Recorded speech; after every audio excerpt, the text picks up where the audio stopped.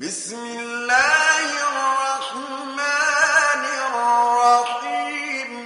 Biarpun ilmunya sedikit dalam bidang ilmu agama, kalau dia terbiasa melakukan yang baik, dia pasti jadi orang baik. Wal takum minkum ummatun yad'una ilal khair wa ya'muruna bil ma'ruf.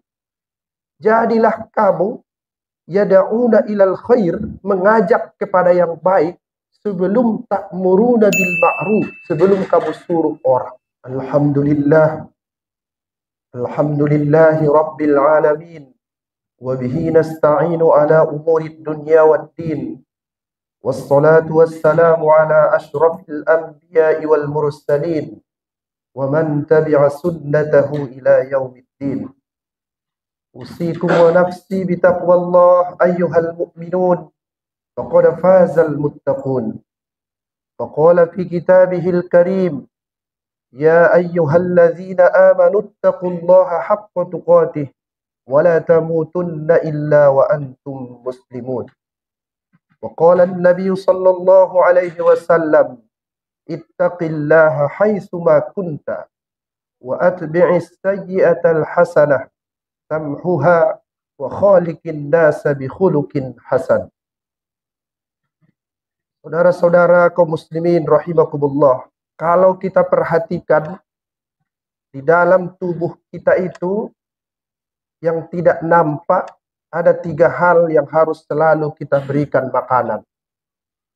Dulu pakar-pakar Islam menyusun ilmu-ilmu itu, khususnya ilmu agama, menyentuh ketiga hal itu.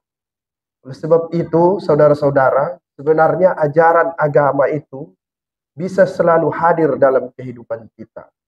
Karena memang uraian-uraiannya itu menyentuh ke dalam 3 aspek itu. Apa itu yang ada dalam tubuh kita? Yang pertama namanya akal. Aspek akal. Yang kedua ada namanya fisik ataupun tubuh. Dan yang ketiga ada namanya hati ataupun qalbun. Secara garis besar itulah manusia. Dia punya perangkat yang 3 itu. Siapapun orangnya, baik dia orang yang baik, baik orang yang buruk, baik dia muslim maupun dia non-muslim, yang 3 itu pasti ada dalam dirinya. Akal, fisiknya, kemudian hatinya. 3 hal itu, untuk hal-hal yang menyentuh akal, para pakar menyusun namanya ilmu kalam. Untuk mengatur fisik kita, para ahli agama menyusun namanya ilmu fikih. Dan untuk menyentuh hati kita, mereka menyusun namanya ilmu tasawuf ataupun akhlak. Dalam kesempatan ini, saudara-saudara, mari kita perhatikan aspek yang ketiga itu. Karena nampaknya akhlak inilah yang paling penting.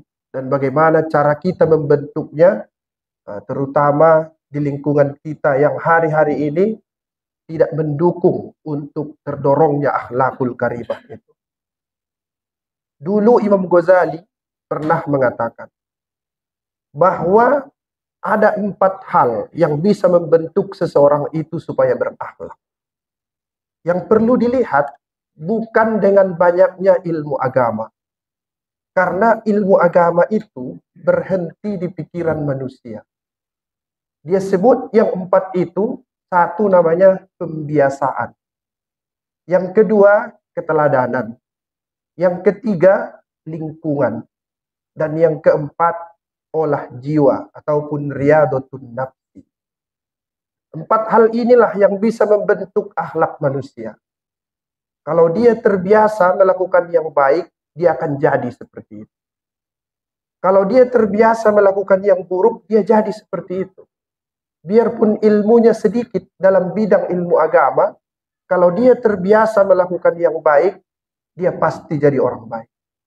Kemudian yang kedua, keteladanan. Jangan pernah kita duga anak-anak kita itu akan rajin sholat kalau kita tidak jadi teladan. Itu sebabnya dalam Al-Quran, para nabi itu disebut dengan istilah uswah, contoh. Kalau kita menyuruh anak kita sholat, itu tidak akan berhasil. Tapi harus diajak. Itu sebabnya dalam Al-Quran, untuk menciptakan lingkungan yang baik, dia katakan seperti ini. Wal takum minkum ummatun yad'una ilal khair wa ya'muruna bil ma'ruf. Jadilah kamu yad'una ilal khair, mengajak kepada yang baik, sebelum ta'muruna bil ma'ruf, sebelum kamu suruh orang. Jadi diajak dulu, baru boleh kita menyuruh. Kenapa? Karena kita harus menjadi contoh, bukan penyuruh. Kemudian lingkungan. Lingkungan juga sangat penting. Manusia akan dibentuk oleh lingkungannya. Dia akan terbentuk di mana dia hidup. Tanggung jawab kita semua sebagai umat Islam untuk menciptakan lingkungan yang baik. Pakar-pakar pendidikan Islam menyebutkan paling tidak lingkungan itu ada 3 yang harus diperhatikan. Satu namanya lingkungan sekolah, ataupun lingkungan madrasah atau pesantren, atau lingkungan pendidikan. Kemudian yang kedua, lingkungan masyarakat. Dan yang ketiga, lingkungan keluarga. Yang paling pokok di antara yang 3 itu sebenarnya lingkungan keluarga. Kalau setiap orang memperbaiki lingkungan keluarganya, maka lingkungan itu akan indah. Karena semua memulai dari dirinya sendiri. Dan yang terakhir, kata Imam Ghazali, riyadhatun nafsi, olah jiwa. Artinya Bapak-bapak, kita jangan terlalu cinta dengan dunia. Sekalipun punya fasilitas untuk kehidupan yang layak, tapi sekali-sekali, dalam tanda petik, mari kita siksa diri kita untuk susah-susah.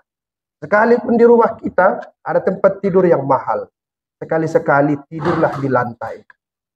Sekalipun kita punya uang yang banyak, bisa membeli kendaraan yang indah, sekali-sekali naiklah kendaraan yang tidak indah. Itu namanya riyadhatun nafs. Kalau yang 4 itu hadir dalam kehidupan kita, mulai dari pembiasaan, kemudian dilanjutkan dengan keteladanan, kemudian dilanjutkan dengan lingkungan, dan juga olah jiwa, maka akan terbentuk jiwa kita yang disebut dalam surah At-Taubah ayat ke-112. Apa di sana kata Al-Quran? Muslim yang pertama itu akhlaknya yang bagus. 1, at-taibun. Artinya orang yang taubat. Apa itu taubat? Taubat artinya ar-ruju', kembali. Fitrah manusia itu sebenarnya baik dan suci. Tapi perjalanan hidup bisa membuat dia jadi buruk. Kalau dia kembali kepada fitrah asalnya, dalam bahasa Al-Quran disebut namanya taubat. Kembali dia sinari fitrahnya untuk mendekat kepada Allah. Orang yang taubat ini sangat beruntung, sangat luar biasa. Dalam hadis-hadis kudusi disebutkan, kalau hambaku datang kepadaku bertaubat dengan merangkak, aku datang kepadanya dengan berjalan. Kalau hambaku datang bertaubat kepadaku dengan berjalan, aku akan datang kepadanya mendekat dengan berlari. Artinya, ketika manusia taubat 10 kali, maka Allah juga taubat 100 kali. Dalam bahasa teologis begitu, manusia bertaubat, dia kembali kepada kebenaran. Sedangkan Tuhan bertaubat artinya dia kembali mengampuni hambanya. Itu sebabnya banyak juga dalam literatur agama kita temukan, sesungguhnya Allah mengampuni segala dosa, sekalipun sebanyak bintang di langit ataupun sebanyak pasir di lautan. Innallaha yaghfirudz dzunuba jami'a. Dia ampuni semua. Yang penting kita tulus melakukan perubahan. Allah itu, kata Al-Quran, bukan sekedar at-taib, tapi dia adalah tawwab. Dulu waktu ayah kita Adam alaihissalam keluar dari surga, Al-Quran mengatakan, fatalaqqa Adamu min rabbih kalimat fataba alaih innahu huwat tawwab. Dulu ketika Adam keluar dari surga, dia diajarkan oleh Tuhan beberapa kalimat. Para pakar tafsir berbeda-beda. Apa itu kalimat? Agaknya yang benar, Rabbana zalamna anfusana wa illam taghfir lana wa tarhamna. Wahai Tuhan kami ini adalah orang yang zalim, aniaya kepada diri kami sendiri. Maka ampuni kami. Kata Al-Quran, innahu huwat tawwab. Tuhan yang dibacakan doa itu adalah Tuhan yang tawwab. Apa itu tawwab? Tuhan yang berkali-kali mengampuni dosa hambanya. Kalau dia taib artinya hanya sekali. Kalau dia tawwab berulang-ulang mengampuni dosa hambanya. Sebabnya salah satu sifat ataupun nama Tuhan itu disebut dengan tawwab. Saudara-saudara, mari selalu optimis dalam melihat agama ini. Salah satu akhlak yang baik itu adalah at-taibun. Kemudian kata Al-Quran, akhlak yang kedua, at-taibunal abidun. Abid artinya penyembah ataupun orang yang beribadah. Abid terambil dari kata abdun, artinya itu hamba ataupun tumbuhan yang harum. Kemudian maknanya berkembang menjadi alat. Kita ini sebenarnya alat Tuhan. Kita ini sebenarnya alat yang bisa dipergunakan oleh Allah kemana dia sukai. Dalam solat kita, iyyaka na'budu wa iyyaka nasta'in. Kepadamu kami menyembah. Sebenarnya maknanya itu, wahai Tuhan, kuserahkan diriku kepadamu. Aku adalah alatmu. Bisa kamu pergunakan pagi, siang, sore, malam. Dan bisa kamu cabut nyawaku kapan saja. Sebab itu, kita yang mempunyai akhlak mulia, jangan menjadi alat nafsu. Jangan menjadi alat setan. Jangan menjadi alat iblis. Jangan menjadi alat lingkungan. Tapi kita harus menjadi al-abid, alat Tuhan. Karena pasti semua yang diperintahkan Tuhan, baik kita mengerti atau tidak, itu adalah untuk kebaikan kita. Tapi yang diperintahkan diri kita, itu bisa bercampur antara kebaikan dan keburukan. Bahkan orang yang jiwanya kotor, hampir semua bisikan jiwanya mengarah kepada keburukan.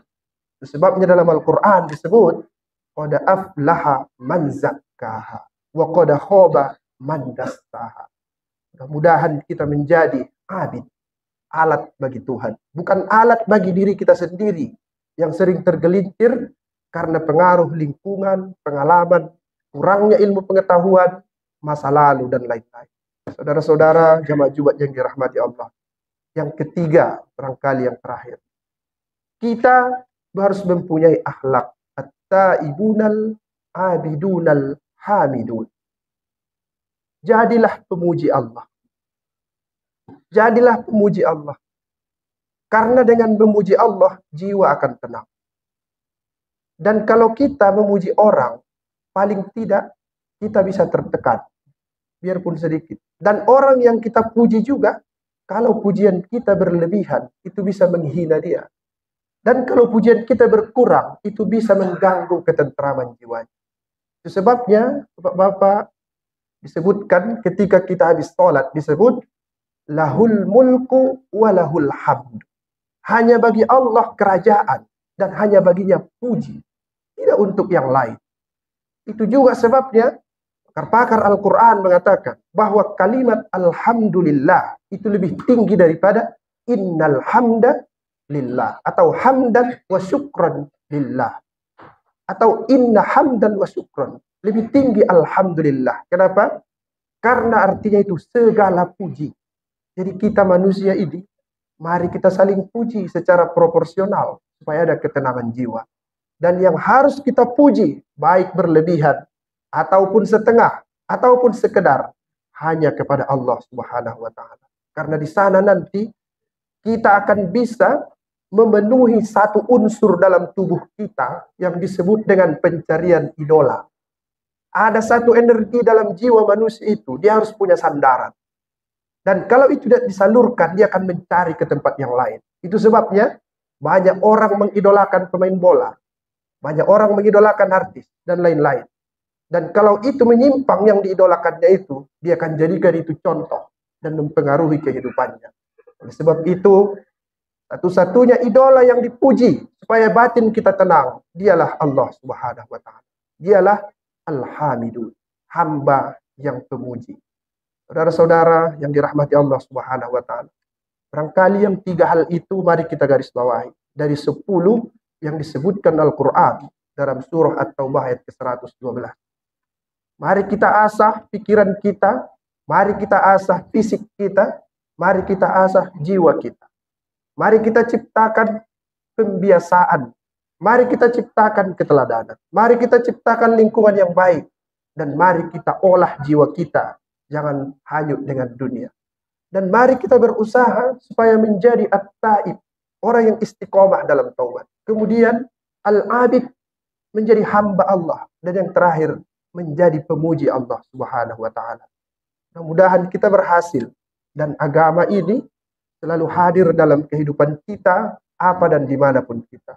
Sekalipun situasi politik kita sedang gaduh dan berbagai macam keadaan, nampaknya kita perlu juga mendengarkan pesan-pesan Al-Quran yang berkaitan dengan akhlakul karimah.